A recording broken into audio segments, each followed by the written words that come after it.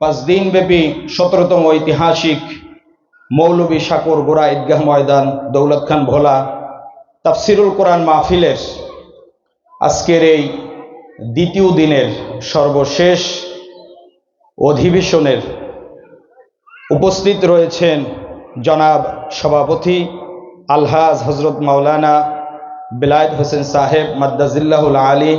আল্লাহ তাআলা হুজুরের হায়াতের ভিতরে বরকত দান করুন, সকলে বলি আমিন। তিনি শুধু আজকের দিনেরই সভাপতি নন, তিনি একেবারে মাহফিলের সেই সূচনা লগ্ন থেকে 17 বছর পূর্ব থেকে, যেদিন থেকে এই মাহফিল শুরু হয়েছে সেদিন থেকে আজ পর্যন্ত, এবং তিনি যতদিন হায়াতে বেঁচে থাকবেন ততদিন পর্যন্ত এই মাহফিলের সভাপতি হিসাবে আল্লাহ তাআলা তাকে কবুল করুন, বলি আমিন। উপস্থিত রয়েছেন দিগার ওলামা ইকরাম, আমার সামনে উপস্থিত রয়েছেন সর্বস্তরের ধর্মপ্রাণ, প্রাণ প্রিয়, দিনদার, মুত্তাকি, পরেজগার, আবেদ, সলেহ, জাকিরিন, শাকিরিন, আমার মুসলিম ভাইরা, পর্দার আড়ালে অবলা, দিনদার, মুত্তাকি, পরেজগারিনী, আবেদিনী, সলেহা, নেককার, পর্দানিশিনী মা ও বোনেরা, সকলকেই আমি অন্তরের অন্তর থেকে, হৃদয়ের গহীন থেকে সর্বপ্রথম ধন্যবাদ জ্ঞাপন করছি। এজন্যই এই শীতের রজনীতে, কনকনে শীতের ভিতরেও যারা কোরআন হাদিসের আলোচনা শুনবার জন্য এই ঈদগাহ ময়দানে উপস্থিত হয়েছেন এবং পর্দার আড়ালে মা বোনরা যারা উপস্থিত হয়েছেন, সকলকেই ধন্যবাদ জ্ঞাপন করছি। পাশাপাশি ইসলামের মহান সম্ভাষণ আমি সালাম জানাচ্ছি, ওয়াহাইয়িকুম বিতাহিয়াতিল ইসলাম, আসসালামু আলাইকুম ওয়া রাহমাতুল্লাহ। আপনারা সকলে যে ওয়ালাইকুম আসসালাম বলেছেন তার থেকে আমার একার সালামের আওয়াজ বেশি হয়েছে, ভুল বলছি আমি? আবার দিব, আসসালামু আলাইকুম ওয়া রাহমাতুল্লাহ। আজকের এখানের মাহফিলে আসতে পেরে, বসতে পেরে আমরা খুশি না বেজার? খুশি কতক্ষণ? 1 ঘন্টা, আধা ঘন্টা, না একেবারে আখিরে মোনাজাত পর্যন্ত থাকবে? কোনো কাজকর্ম নেই তো? থাকবো তো আমরা সবাই? ওয়াদা করতে পারি ইনশাআল্লাহ? ওয়াদাটা পরে করি, আগে একটা ভালো নিয়তের উপরে হাদিস তেলাওয়াত করি, যে ভালো নিয়ত করলে সে কাজটা যদি আপনি নাও করেন তাহলে আল্লাহ তাআলা আপনার আমলনামায় সওয়াব দিতে পারেন কি পারেন না? পারেন কি পারেন না? এই বিশ্বাস আছে আমাদের সকলের? আবু দাউদ শরীফের হাদিস, সাইয়্যিদুনা আবু দারদা রাদিয়াল্লাহু তাআলা আনহু থেকে বর্ণিত, তিনি বলেন, عن أبي الدرداء رضي الله تعالى عنه قال سمعت رسول الله صلى الله عليه وسلم يقول من أتى فراشه وهو ينوي أن يقوم يصلي من الليل فغلبته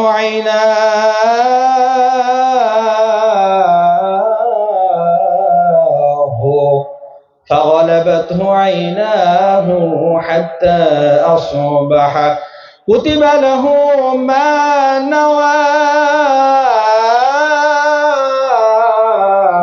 وكان نومه صدقة عليه من ربه عز وجل। চিল্লায় বলে আল্লাহু আকবার, আর জোরে বলে আল্লাহু আকবার। সাইয়্যিদুনা আবু দারদা রাদিয়াল্লাহু তাআলা আনহু আবু দাউদ শরীফের হাদিসে বলেন, প্রিয় নবীজি সাল্লাল্লাহু আলাইহি ওয়া আলিহি ওয়াসাল্লাম থেকে আমি বলতে শুনেছি, তিনি বলেছেন, মান আতা ফিরাশাহু, মান আতা ফিরাশাহু, ফিরাশ শব্দের অর্থ হচ্ছে বিছানা। মান আতা, যেই ব্যক্তি আসলো, আগমন করলো, ফিরাশাহু, তার বিছানায়, মান আতা ফিরাশাহু, যেই ব্যক্তি রাতের বেলায় তার বিছানায় ঘুমাতে আসলো। আমরা রাতের বেলায় ঘুমাতে যাই কোথায়? বিছানায়। যাই কি যাই না? প্রিয় নবীজি এই হাদিসে বলেন, মান আতা ফিরাশাহু, যেই ব্যক্তি রাতের বেলায় বিছানায় আসলো, ওয়া কানা ওয়া ইয়ানভি আন ইয়াকুমা ইউসাল্লি মিনাল লাইল, ঘুমাতে যাওয়ার পূর্বে বিছানায় এসে, ওয়া হুয়া ইয়ানভি, সে নিয়ত করলো, আন ইয়াকুমা মিনাল লাইল, শেষ রাতে এসে জেগে জেগে তাহাজ্জুদের নামাজ আদায় করবে। সুবহানাল্লাহ। কিসের নামাজ? তাহাজ্জুদের নামাজ। তাহাজ্জুদের নামাজ এমন একটি ইবাদত আফদালুস সালাতি বাদাল মাকতুবাতি জাওফুল লাইল, ফরজ নামাজের পরে সর্বাধিক গুরুত্বপূর্ণ ফজিলতপূর্ণ নামাজ হচ্ছে তাহাজ্জুদের নামাজ। যেই তাহাজ্জুদের সময় রাতের শেষ অংশে আল্লাহ রাব্বুল আলামিন প্রতিদিন শবে বরাত না, শবে কদর না, ঈদের রাতে নয়, জুমার রাতে নয়, বছরের 365টা রজনীতে আল্লাহ রাব্বুল আলামিন পৃথিবীর প্রথম আসমানে আসেন শেষ অংশে। প্রিয় নবীজি বলেন, ইয়ানজিলু রাব্বুনা তাবারাকা ওয়া তাআলা কুল্লা লাইলাতিন ইলাস সামাঈদ দুনিয়া। আল্লাহ রাব্বুল আলামিন রাতের শেষ অংশে আবকা হিনা সুলুসুল লাইলিল আখির, রাতের যখন শেষ তৃতীয়াংশ, 1/3 ভাগ বাকি থাকে, ওই মুহূর্তে আল্লাহ রাব্বুল আলামিন পৃথিবীর প্রথম আসমানে আসেন। কোথায় আসেন? কোথায় আসেন? পৃথিবীর প্রথম আসমানে আসেন। কেন আসেন? আল্লাহ রাব্বুল আলামিন পৃথিবীর প্রথম আসমানে এসে যখন পৃথিবীর সমস্ত মানুষ ঘুমিয়ে যায়, পশু পাখি প্রাণীকুল সবকিছু যখন গভীর ঘুমে নিমগ্ন, ওই মুহূর্তে আল্লাহ রাব্বুল আলামিন পৃথিবীর প্রথম আসমানে এসে দেখেন, মাইয়াদুনি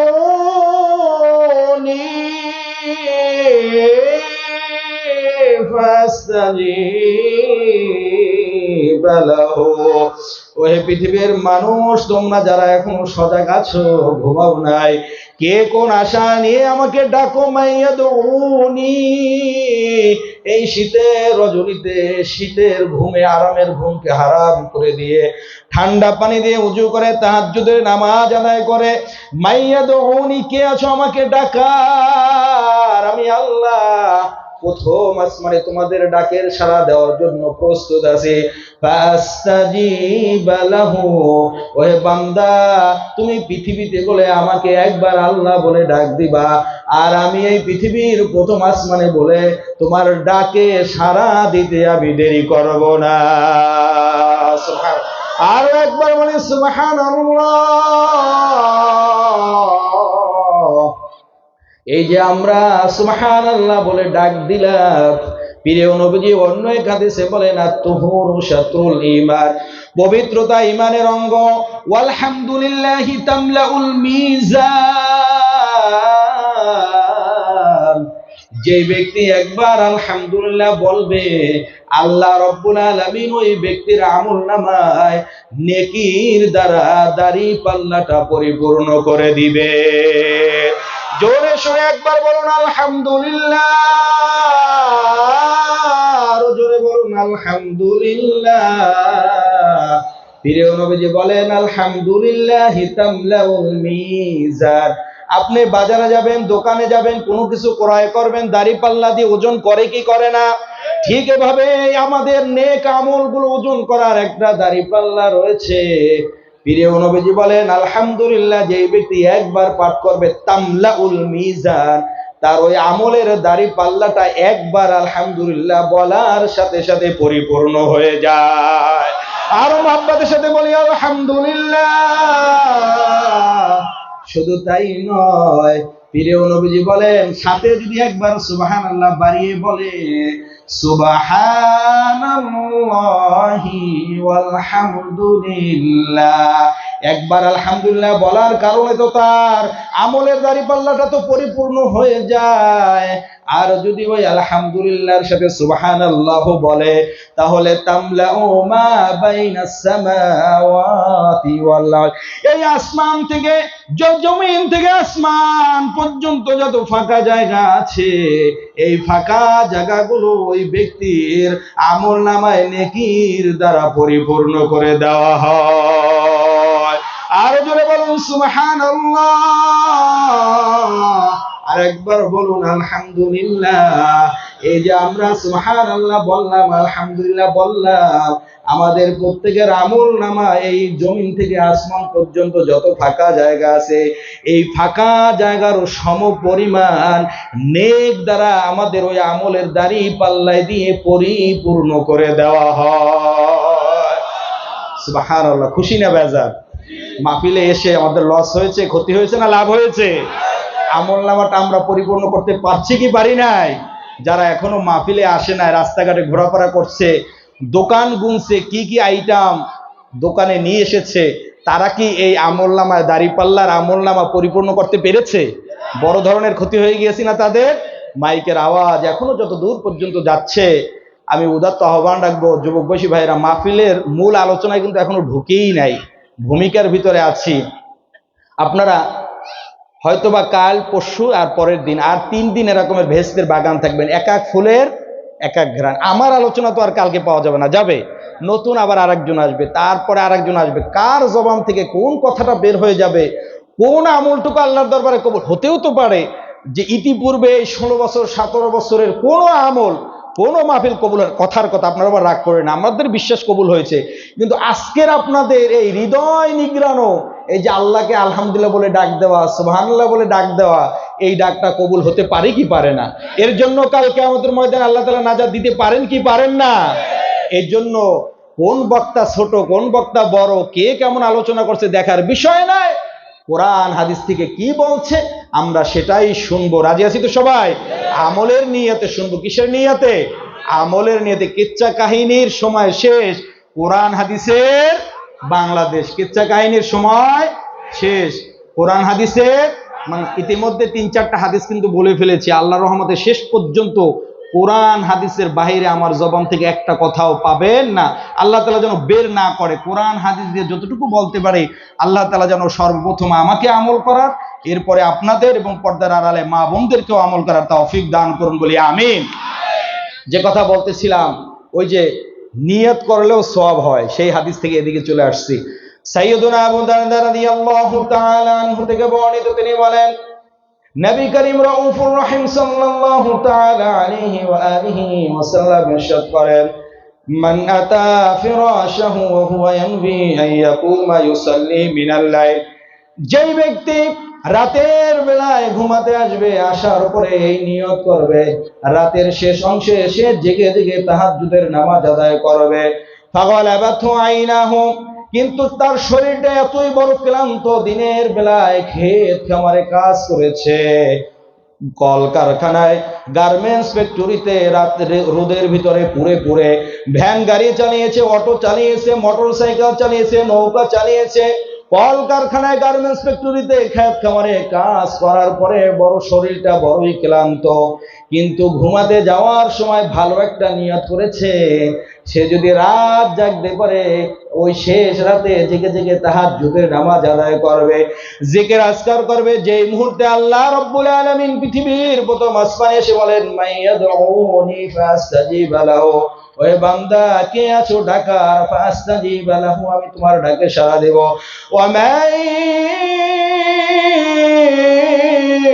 ইয়াসআলুনি ফাউতিয়াহু, ওই বান্দা কে কি চাও, কার কি চাও পাও রয়েছে, কারো চাকরি নাই, আমার কাছে শেষ রাতে শেষ রজনীতে উঠে বলো তাহাজ্জুদের নামাজ আদায় করে আমি তোমাকে চাকরি দিয়া দেব, কার ছেলে হচ্ছে না আমার কাছে চাও আমি ছেলে দিব, কার মেয়ে হচ্ছে না আমার কাছে চাও আমি তাকে মেয়ে দিব, কার ঘরে মেয়ে সাবালিকা হয়ে বড় হয়ে আছে বিবাহ হচ্ছে না আমার কাছে, এই শেষ রজনীতে তাহাজ্জুদের নামাজ আদায় করে বলো আমি তোমার মেয়ের ভালো বিবাহর বন্ধ ব্যবস্থা করে দিব, ছেলে বড় হয়েছে চাকরি পাচ্ছে না আমার কাছে বলো আমি চাকরির ব্যবস্থা করে দিব, তোমার চাকরিতে প্রমোশন হচ্ছে না, বেতন ভাতা বৃদ্ধি পাচ্ছে না, এই গভীর রজনীতে আমার কাছে তাহাজ্জুদের নামাজ আদায় করে বলো মাইয়াসআলুনি ফাউতিয়াহু, আমি রব্বুল আলামিন তোমার সব চাওয়া পাওয়া পূরণ করে দিব। আল্লাহ পারেন কি পারেন না? সব কিছু দেওয়ার একমাত্র মালিক যিনি, চিল্লায়ে বলুন তিনি কে? শুধু তাই না, এরপরে আল্লাহ রাব্বুল আলামিন প্রিয় নবীজির মাধ্যমে বলেন ওয়া মান ইস্তাগফিরুনি ফাগফির লাহু, ওহে পৃথিবীর মানুষ ওই শেষ রজনীতে তাহাজ্জুদের নামাজ আদায় করে তুমি যদি পাহাড় সমপরিমাণে গুনাহ করে ফেলো, গুনাহ করার পরে যদি মাইয়াস্তাগফিরুনি আমার কাছে ক্ষমা চাও, ফাগফির লাহু, আমি রব্বুল আলামিন তোমার জীবনের গুনাহগুলো ক্ষমা করে দিব। আল্লাহ রব্বুল আলামিন বান্দার কতটুকু গুনাহ ক্ষমা করতে পারেন, হাদিসে কুদসিদের দিকে যদি আমরা তাকাই, আল্লাহ রব্বুল আলামিন আপনাকে আমাকে দয়া করে মায়া করে ডাক দিয়ে বলেন ইয়া ইবনা আদম। বলি আল্লাহু আকবার। কে ডাক দিচ্ছেন আমাদেরকে? আল্লাহ। কি বলে? ইয়া ইবনা আদম। কত মায়া করে, কত দয়া করে আল্লাহ রাব্বুল আলামিন আমাদেরকে ডাকে, ওহে বনি আদম, আদম সন্তান, إنك ما دعوتني ورجوتني غفرت لك على ما كان منك ولا أبالي إنك ما دعوتني তুমি যদি আমি রব্বুল আলামিনকে ডাকতে থাকো, দাউতানি তুমি যদি আমাকে ডাকতে থাকো, আমরা হৃদয়ের গহীন থেকে কলিজাটাকে একটু মায়ার সুরে করে আমি আল্লাহ রব্বুল আলামিনকে আমরা একটা ডাক দেই আল্লাহ, আরো জোরে ডাক দেই আল্লাহ। হয় নাই আরো মায়া নিয়ে, ভালোবাসা নিয়ে, মোহাব্বত নিয়ে, যে হয়তোবা এই ডাকটা আল্লাহ রব্বুল আলামিন শুনে আমার দিকে মায়ার নজরে তাকাবে। একটা মোহাব্বত নিয়ে আরো জোরে সোরে ডাক দে আল্লাহ। এখনো সবাই ডাক দেন, যারা মুখ বুঝে আছে সবাই ডাক দেন আল্লাহ। আমরা কাকে ডাক দিলাম? আমাদের সৃষ্টিকর্তাকে ডাক দিলাম।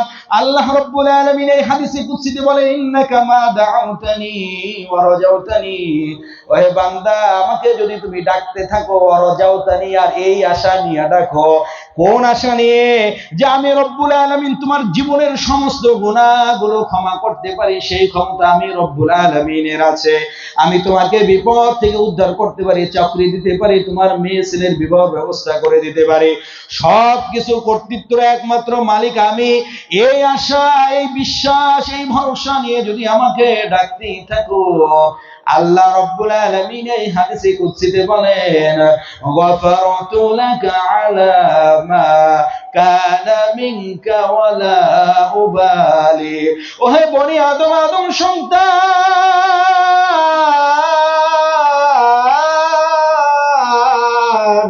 ইন্নাকা মা দাউতানি, আমাকে ডাকতেই থাকবে, ওয়া রাজাউতানি, এই আশায় আমি তোমাকে ক্ষমা করতে পারবো, ও গফারতু লাকা আলা মা কানা মিনকা ওয়ালা উবালি, আর আমি রব্বুল আলামিন তোমাকে ক্ষমা করতেই থাকবো, এতে পৃথিবীর কারো কোনো পরোয়া করব না।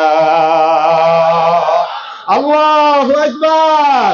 আর জোরে বলি আল্লাহু আকবার। আল্লাহ রাব্বুল আলামিন এই হাদিসে কুদসিতে কত সুন্দর বলে, বান্দা তুমি গুনাহ করবা আর আমাকে ডাকতে থাকবা, আর আমিও তোমাকে ক্ষমা করতে থাকবো, পৃথিবীর কারো কোনো পরোয়া করব না। আল্লাহ রাব্বুল আলামিন যদি পৃথিবীর সমস্ত মানুষকে ক্ষমা করে জান্নাত দিয়ে দেন, পৃথিবীর কোনো মানুষের কোনো কিছু বলার আছে? ক্ষমতা আছে? জোরে বলুন আছে? নাই। পৃথিবীর সমস্ত মানুষকে যদি আল্লাহ রাব্বুল আলামিন আবার জাহান্নামে দিয়ে দেন, পৃথিবীর কোন মানুষের কোনো কিছু বলার ক্ষমতা আছে? নাই। এই আশা, এই ভরসা নিয়ে যখন আপনি আল্লাহ রাব্বুল আলামিনকে ডাকতে থাকবেন, আল্লাহ বলেন আমিও বান্দাকে ক্ষমা করতে থাকবো। এখানেই হাদিস শেষ নয়। হাদিসের শেষ অংশে প্রিয় নবীজি সাল্লাল্লাহু আলাইহি ওয়াসাল্লামের মাধ্যমে আল্লাহ রাব্বুল আলামিন এই হাদিসে কুদসিতে জানান যে বান্দা যদি লাউ বালাগাত যুনুবুকা আনানাস সামাই, ওহে পৃথিবীর মানুষ, ওহে বনি আদম, আদম সন্তান, তোমার গুনার পরিমাণ যদি এই আকাশের মেঘমালা সমপরিমাণ হয়, লাউ বালাগাত যুনুবুকা আনানাস সামা, লাউ যদি বালাগত পৌঁছে যায়, যুনুবুকা তোমার গুনাহ, তোমার অপরাধ, আনানুন শব্দের অর্থ হচ্ছে মেঘমালা, সামা মানে আকাশ, তোমার গুনার পরিমাণ যদি আকাশের মেঘমালা সম পরিমাণ হয়। এই মেঘমালা বলতে শুধুমাত্র এই ভোলা দৌলত খানের মেঘমালা নয়, এই আকাশের মেঘমালা শুধু বরিশাল জেলার, বরিশাল বিভাগের নয়। এই আকাশের মেঘমালা বলতে শুধু বাংলাদেশের নয়, শিমাল থেকে জুনুব, মাশরিক থেকে মাগরিব, পৃথিবীর পূর্ব, পশ্চিম, উত্তর, দক্ষিণ, পৃথিবীর সমস্ত মেঘমালার কথা বলা হয়েছে। এই পৃথিবীর সমস্ত মেঘমালার সমপরিমাণও যদি তোমার গুনাহ হয়, লাউ বালাগাত যুনুবুকা আনানাস সামা,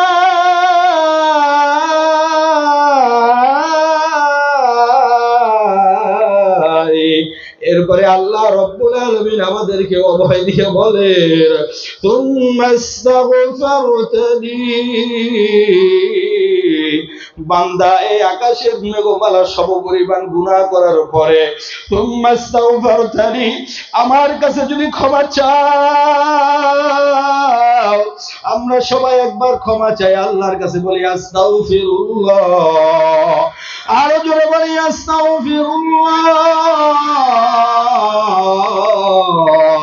আল্লাহ রাব্বুল আলামিন এই হাদিসে কুদসিতে বলেন তুম্মাস্তাগফিরতানি, বান্দা আকাশের মেঘমালা সমপরিমাণ গুনাহ করার পরে যদি আমার কাছে ক্ষমা চাও, গফারতু লাকা আলা মা কানা মিনকা ওয়ালা উবালি, আমি ওই তোমার আকাশের মেঘমালা সমপরিমাণ গুনাহগুলো ক্ষমা করে দিব, আমি এতে পৃথিবীর কোনো মানুষের কোনো পরোয়া করব না। একবার জোরে সরে বলি আস্তাগফিরুল্লাহ। সবাই বলে না, সবাই বলে না, সবাই বলে না। হয়তোবা আজকের এই মাহফিল জীবনের শেষ মাহফিল হতে পারে। আজকের এই মাহফিলে আল্লাহ রাব্বুল আলামিন আমাদের জীবনের সমস্ত গুনাহগুলো মাফ করতে পারে, এই আশা, এই বিশ্বাস নিয়ে জীবনের সমস্ত গুনার কথা স্মরণ করে আমরা আল্লাহর কাছে ক্ষমা চাই, বলি আস্তাগফিরুল্লাহ। ওগো আল্লাহ, তোমার কাছে ক্ষমা চাই, আর গুনাহ করব না, আর গুনাহ করব না, আর গুনাহ করব না। প্রিয় নবী সাল্লাল্লাহু আলাইহি ওয়া আলিহি ওয়াসাল্লাম, যার জন্য জান্নাত অবধারিত, যার জীবনের পূর্বের এবং পরের গুনাহগুলো আল্লাহ তাআলা ক্ষমা করে দিয়েছে, গফারাল্লাহু মা তাকদ্দামা মিন যামবিহি ওয়া মা তাআখার, যেই নবীর জীবনের পূর্বের পরের সমস্ত গুনাহগুলো মাফ করে দিয়েছেন, যিনি মাসুম, আমাদের নবীর কোনো গুনাহ আছে নাকি? নাই, তিনি নিষ্পাপ মাসুম। সেই নবী জীবনে প্রতিদিন 100 বার ইস্তেগফার পাঠ করতেন, বলে আল্লাহু আকবার। প্রিয় নবীজি বলেন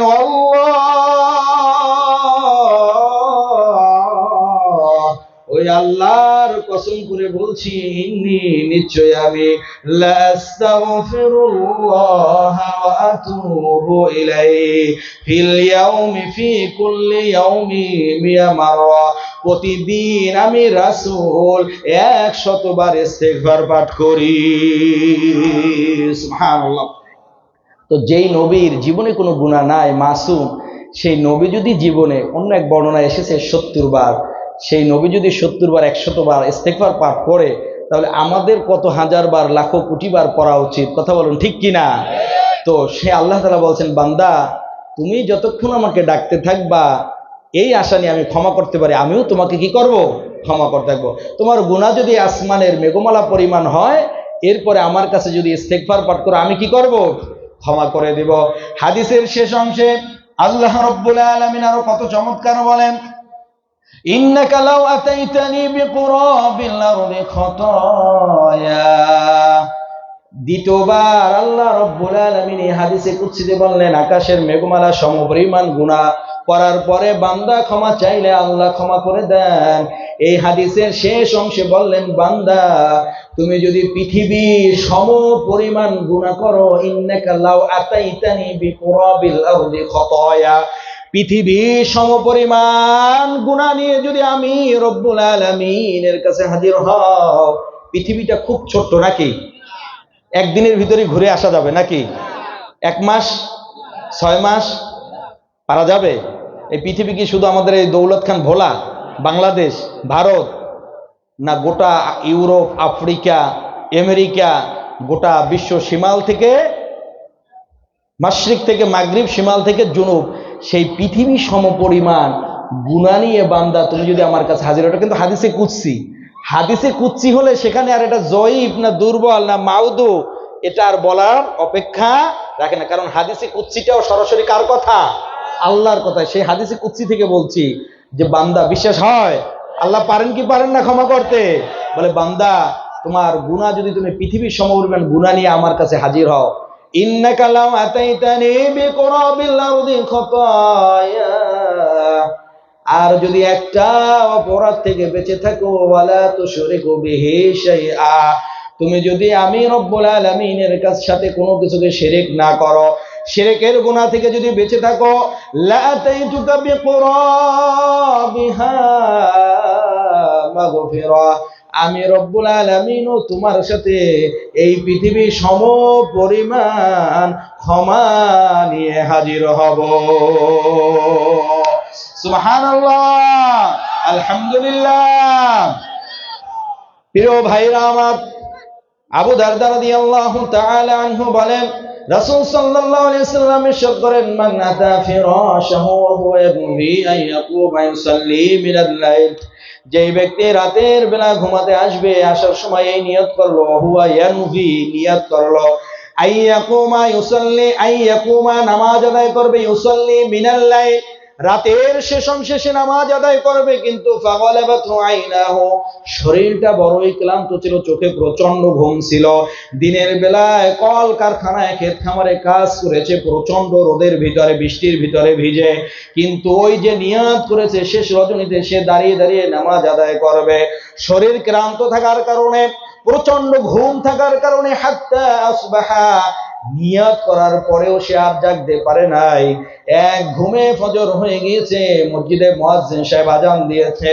প্রিয় নবীজি বলেন, তোমার পেরেশানি হওয়ার কোনো দরকার নেই, তুমি পেরেশানি হইও না, তুমি চিন্তা করো না, হতাশ হও না, তুমি যে রাতের বেলায় ঘুমাতে যাওয়ার সময় নিয়ত করেছো রাতের শেষ অংশে জেগে জেগে তাহাজ্জুদের নামাজ আদায় করবে, তুমি যদি নাও করতে পারো, কুতিবা লাহু মা নাওয়া, তুমি যে ওই ভালো নিয়ত করেছো, ওই ভালো নিয়তটা করার কারণে সারা রাত জেগে জেগে তাহাজ্জুদ নামাজ আদায়ের সওয়াব আল্লাহ রব্বুল আলামিন তোমার আমল নামায় দিয়ে দিয়েছে।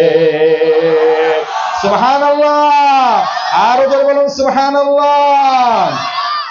তোমার আমল নামায় তো ওই ভালো নিয়তটা করার কারণে, নামাজ না পড়েও তুমি শুধুমাত্র ভালো নিয়ত করার কারণে তাহাজ্জুদ নামাজের সওয়াব পেয়েছো। শুধু তাই নয়, ওয়া কানা নাওমুহু সাদাকাতান আলাইহি মির রাব্বিহি আযজা ওয়া জাল, এই যে ভালো নিয়ত করেছো, এই ভালো নিয়তটা করার কারণে তোমার ঘুমটা আল্লাহ রব্বুল আলামিনের পক্ষ থেকে একটি সদকা হয়ে গিয়েছে।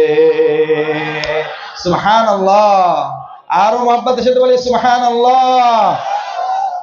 ওই ব্যক্তি রাতের বেলায় কি তাহাজ্জুদের নামাজ আদায় করেছে? করে নাই। কি কারণে করে নাই? শরীরটা বড়ই ক্লান্ত ছিল, সারা দিন কাজ করেছে ক্ষেত খামারে, কিন্তু নিয়তটা কি ভালো না খারাপ? ভালো। তো এই জন্য প্রিয় নবীজি বলছেন, তুমি যে ভালো নিয়ত করেছো, তুমি নামাজ পড়ো নাই, তারপরেও তোমার আমল নামায় অন্য এক ব্যক্তি মাগরিব থেকে ফজর পর্যন্ত সারা রাত জেগে জেগে যদি তাহাজ্জুদ নামাজ আদায় করে, তার আমল নামায়ও যে সওয়াব দেওয়া হবে, তুমি মাত্র তাহাজ্জুদের নিয়ত করেছো কিন্তু তুমি করো না, এই ভালো নিয়ত করার কারণে তোমার আমল নামায়ও ওই সম পরিমাণে সওয়াব দেওয়া হবে। চিল্লায় বলুন আল্লাহু আকবার। আর ঘুমটাও কি হয়ে গিয়েছে? একটা সদকা হয়ে গেছে আল্লাহ রাব্বুল আলামিনের পক্ষ থেকে। তো এই কথাটা কি জন্য বলেছি? যে ভালো নিয়ত, আমরাও যদি এই নিয়তটা করতে পারি, যে মাহফিলে যেহেতু এসেই পড়েছি, আল্লাহ তাআলা যেহেতু নিয়েই এসেছেন, আল্লাহ তাআলা না আনলে আমরা আসতে পারতাম না। আল্লাহ তাআলা তৌফিক না দিলে কোনো মানুষের পক্ষে কোনো ভালো কাজ করা সম্ভব? গুনাহ থেকে বেঁচে থাকা সম্ভব না। ভালো নেক কাজ করাও সম্ভব না। তৌফিক লাগবে কার? আল্লাহর। তৌফিক জিনিসটা কি? একবারে হযরত মূসা আলাইহিস সালাতু ওয়াস সালাম আল্লাহ রাব্বুল আলামিনের কাছে বললেন, আল্লাহ এই তৌফিক জিনিসটা কি, আমার বড় জানতে ইচ্ছে হয়। আল্লাহ রাব্বুল আলামিন বললেন, মূসা তুমি কথা বলো। মূসা আলাইহিস সালাতু ওয়াস সালাম কথা বলতে পারলেন না। এরপরে আল্লাহ রাব্বুল আলামিন আবার দ্বিতীয়বার বললেন, ওহে পয়গম্বর, আমার বন্ধু মূসা তুমি এবার কথা বলো। মূসা আলাইহিস সালাতু ওয়াস সালাম কথা বলতে পারলেন। আল্লাহ রাব্বুল আলামিন বললেন, ওহে মূসা জামানার পয়গম্বর, এটাই হচ্ছে তৌফিক। তুমি প্রথমবার কথা বলার জন্য যে উপকরণ দরকার ছিল সেটাও তোমার ছিল, কথা বলতে মুখ লাগে, তোমার মুখ ছিল। কথা বলার জন্য দাঁতের প্রয়োজন, তোমার দাঁত ছিল। জিহ্বা ছিল, আলা জিহ্বা ছিল, সবকিছু ছিল। কিন্তু সবকিছু থাকার পরেও আমি রব্বুল আলামিন তৌফিক দিই নাই বিদায় তুমি কথা বলতে পারো না। সুবহানাল্লাহ। আর দ্বিতীয়বার আমি রব্বুল আলামিন তোমাকে তৌফিক দিয়েছি, যেই উপকরণ দিয়ে তুমি প্রথমবার কথা বলতে পারো নাই, ওই একই উপকরণ দিয়ে তুমি দ্বিতীয়বার কথা বলতে পেরেছো। সুবহান। এজন্য পা থাকলে, হাত থাকলে, জবান থাকলে, দৃষ্টি শক্তি থাকলেই ভালো কাজ করা, ভালো কাজে অংশগ্রহণ করা যায় না। তৌফিক লাগে একজনের। চিল্লায় বলুন তিনি কে?